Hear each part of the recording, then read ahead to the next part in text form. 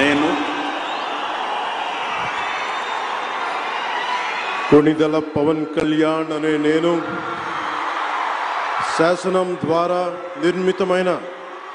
భారత రాజ్యాంగం పట్ల నిజమైన విశ్వాసం విధేయత చూపుతానని, భారతదేశ సార్వభౌమాధికారాన్ని సమగ్రతని కాపాడుతానని, ఆంధ్రప్రదేశ్ రాష్ట్ర మంత్రిగా నా కర్తవ్యాలను శ్రద్ధతో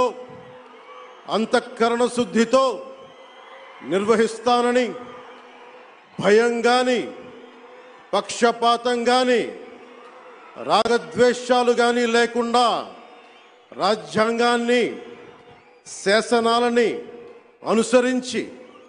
ప్రజలందరికీ న్యాయం చేకూరుస్తాను.